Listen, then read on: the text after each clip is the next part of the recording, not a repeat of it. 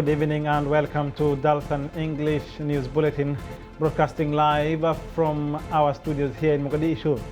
I am Mohamed Yusuf, famously known as Mohamed Saido, bringing you a comprehensive look at the major development shaping Somalia and the wider region tonight. We begin in the Lower Shabelle region, where security forces have dealt a major blow to Al-Shabaab. Authorities have confirmed the death of a top commander during a targeted military operation. Our correspondent Abdirizak Gesey reports. Somalia's federal government said on Saturday that the Somali National Army killed a senior Al-Shabaab commander and his bodyguard during a military operation in the Lower Shabelle region. In a statement issued by the Ministry of Defense, the government said the operation was carried out in the Hantiwadag area of Lower Shabelle, where troops targeted members of the militant group. According to the statement, the operation killed a senior Al-Shabaab figure identified as Abu Abdullah, whom authorities accused of playing a key role in planning and coordinating attacks against civilians and local communities in the region. The ministry said Abu Abdullah had been involved in the group's activities in Lower Shabelle for an extended period and was considered an important operative with the militant network. His personal bodyguard was also killed during the operation, according to the statement. Government officials described the raid as part of ongoing efforts to weaken Al-Shabaab's operational capabilities and disrupt the group's leadership structure. There was no immediate comment from Al-Shabaab regarding the claim. The latest operation comes as Somali security forces continue military offensives against Al-Shabaab across several regions of southern and central Somalia, often with support from local and clan militias and international partners. Despite sustained military pressure, the Al-Qaeda-linked group remains capable of carrying out deadly attacks against government targets, security forces, and civilians across Somalia. Authorities say operations targeting senior Al-Shabaab commanders are intended to reduce the group's ability to organize attacks and maintain control. Turning to the southwest state, calm has returned to Baidoa following brief but intense clashes between federal forces and militia loyal to the former regional leader Abdulaziz Laftagaren. Security officials assure the public that they are now in full control of the city. Still, our reporter Abdirizak has details on the security stabilization. The situation in the southwestern Somali city of Baidoa has returned to normal after forces loyal to former Southwest State President Abdulaziz Laftagaren withdrew from parts of the city they had entered overnight and early on Saturday. Reports from Baidoa indicate that local security forces and federal government troops are now in full control of the city and have re-established security in the areas where clashes were reported earlier in the day. Forces aligned with Laftagaren were said to have entered parts of the city on Saturday morning, but later pulled back, leaving the situation calm, according to local sources. There has been no official word yet on casualties resulting from the fighting. Further details are expected to emerge in the coming hours. The latest unrest comes amid ongoing political tensions in Southwest State, following disputes over regional leadership and electoral processes.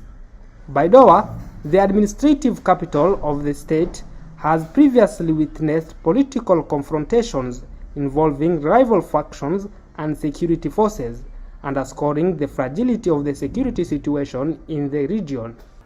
Despite those security concerns, political developments are moving forward in Baidoa.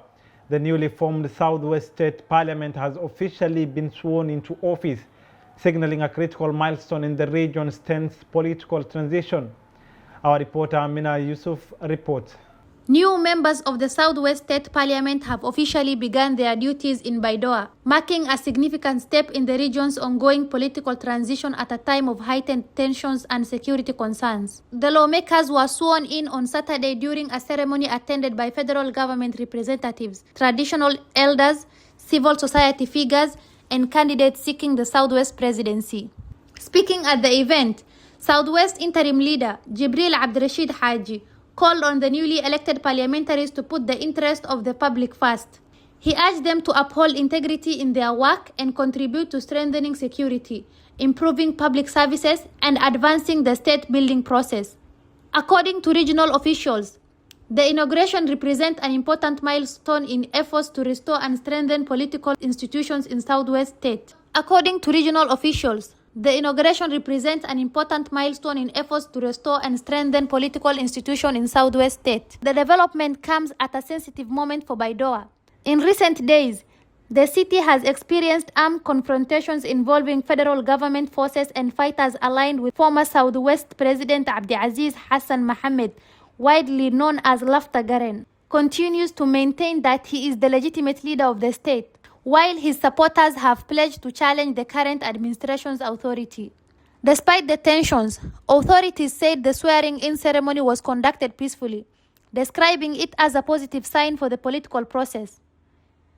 The new parliament is now expected to move quickly to elect a speaker before overseeing the next phase for the transition, including the selection of a new regional president. For many residents, the coming weeks will be a key test of whether political leaders can overcome divisions and focus on delivering stability, security, and effective governance. On the health front, Somalia is stepping up its pandemic preparedness. Somalia's Minister of Health, Dr. Ali Adam, has joined regional leaders in an IGAD emergency meeting aimed at coordinating cross-border defenses against an Ebola outbreak in the Horn of Africa. Minister of Health and Social Welfare, Ali Haji Adam, has joined regional health leaders in an emergency meeting convened by IGAD to coordinate efforts against the Ebola outbreak affecting parts of the region.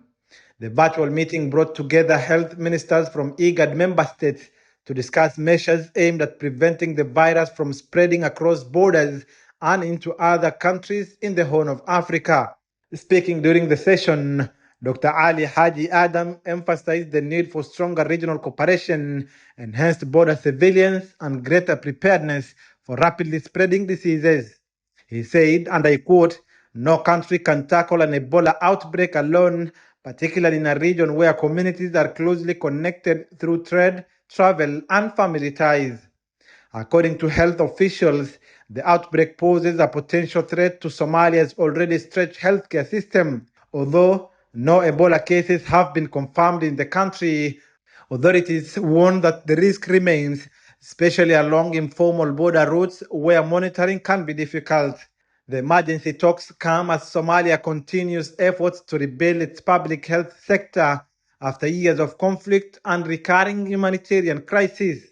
In recent years, the country has battled several disease outbreaks, including cholera, measles, and COVID-19. Those emergencies exposed weakness in the healthcare system, but also helped improve coordination and emergency response capacity. Dr. Ali Haji Adam told regional partners that Somalia is taking steps to strengthen its preparedness measures.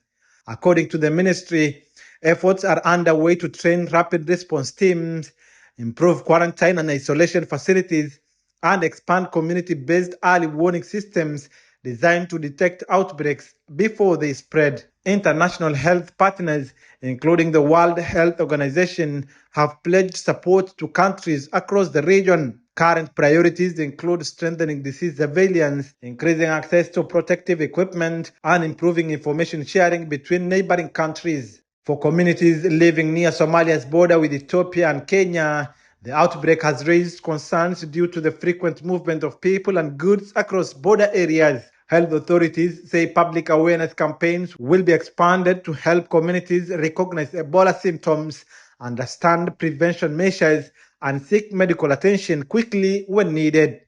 Regional officials are expected to hold a follow-up meeting within the coming weeks to assess progress and review additional measures. For now, Somalia remains on alert. Authorities say preparations are being strengthened across the health sector, with the focus firmly on prevention rather than response after the fact.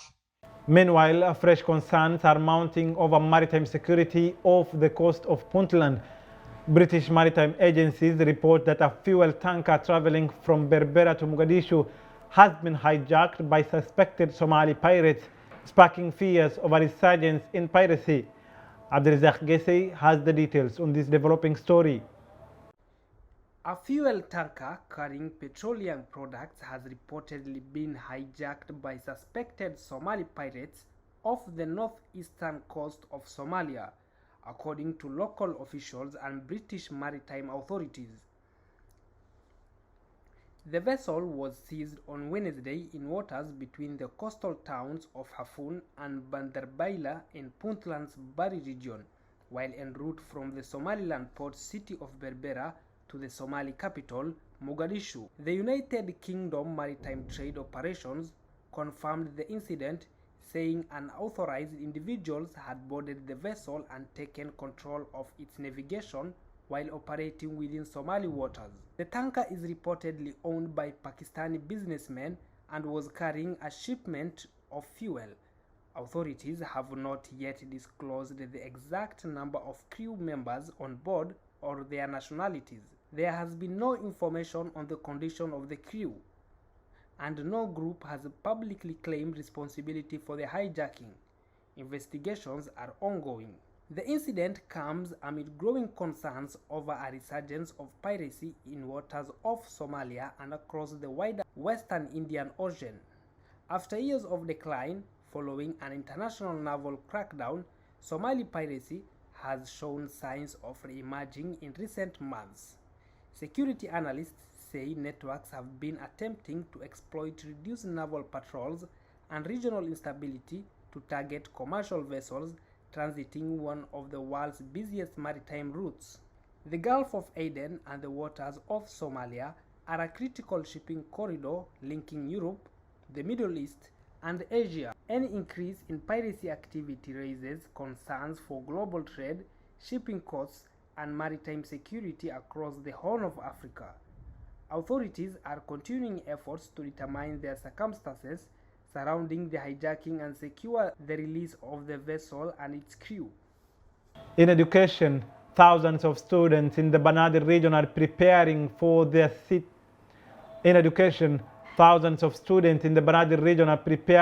grade 8 national exams. However, the academic milestone comes amidst an ongoing governance dispute between the Federal Ministry of Education and authorities in Puntland. Amina Yusuf has more. Thousands of students in Mogadishu are preparing to sit their grade 8 national examinations after the Banadi Regional Education Authority released the official timetable for the year 2025 to 2026 academic year. Preparations have been completed across the Banadi region. Authorities say measures are in place to ensure the examinations are conducted fairly and securely, while schools, teachers, and parents have been encouraged to support students ahead of the test. The examinations mark an important step in the academic journey of thousands of young learners and are seen as key measure of progress within Somalia's education system. At the same time, education remains at the center of a growing dispute between Puntland and the federal government. Speaking at the launch of Puntland's 2025 to 2026 certificate examinations, Puntland Education Minister Fuad Abshir Ahmed said efforts to improve cooperation with the Federal Ministry of Education have failed to produce an agreement after more than a year of discussions. The minister argued that strengthening education requires coordination between federal and regional authorities. He also said Puntland could no longer remain silent about the challenges affecting that relationship. The disagreement reflects wider political tensions between Puntland and Mogadishu over governance and institutional authority. As more than 25,000 students across Puntland sit for their examinations, the divide highlights the ongoing challenge of building a unified education system within Somalia's federal framework while ensuring students remain the top priority. In economic news, Finance Minister Bihi Iman Ige has defended the country's financial reforms before international leaders at the African Development Bank meetings in Kinshasa, promising that the post-debt relief measures will yield tangible public benefits. Still, our reporter Amina Yusuf has more. Finance Minister Bihi Iman Ige has assured international financial leaders that the country's economic reforms are producing tangible results. Speaking at the African Development Bank's annual meeting in Kinshasa, Congo, the minister described how Mogadishu is currently establishing a credible and transparent financial system. According to officials, The government has made significant strides toward increasing domestic revenue and reducing public spending. These are not purely technical changes.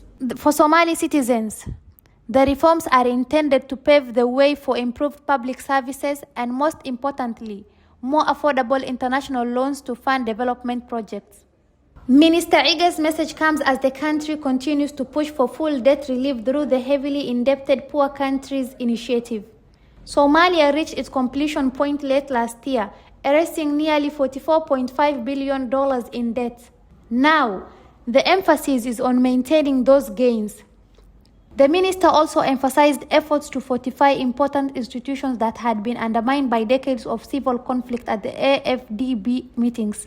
While acknowledging the progress, international partners emphasized that there is still more work to be done, particularly in combating corruption and strengthening resilience against climate shocks like the recent devastating floods. Somalia is currently positioning itself as a reformed economic ready for collaboration.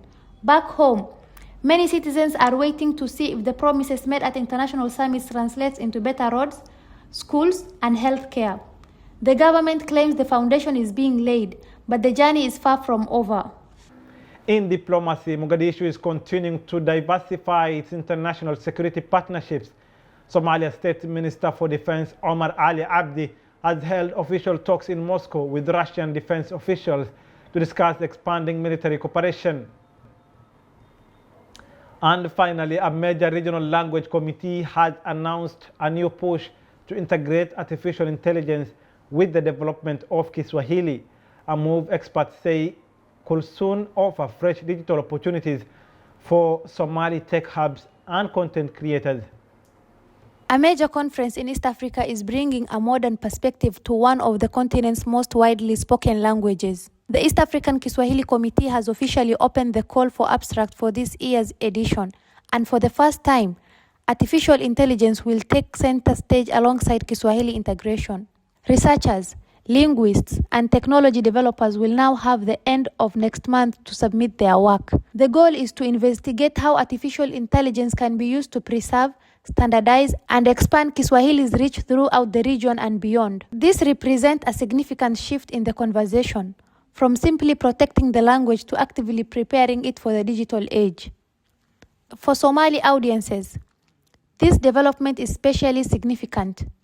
While Somalia does not speak Swahili, it has a close relationship in trade, education, and diplomacy throughout the East African bloc. Experts say advances in Kiswahili-based AI tools may open doors for Somali content creators and translators. The committee is specifically looking for papers on machine translation, speech recognition, and local dialect preservation. The move comes as global tech behemoths begin to pay more attention to Africans' languages. The selected authors will present their findings at a joint symposium in Arusha early next year. Organizers hope to create a white paper that will guide policymakers on how to fund and deploy AI solutions for the region's estimated 200 million Kiswahili speakers. The East African Kiswahili Committee is calling on universities and tech hubs in Somalia and across the bloc to get involved, arguing that the future of the language is more about shaping change than resisting it. That brings us to the end of our broadcast tonight.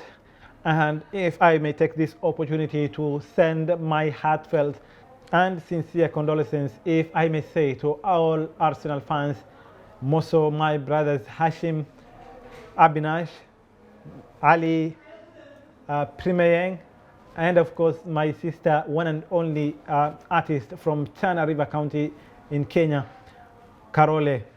We, as United fans, we are deeply happy for what had happened last night.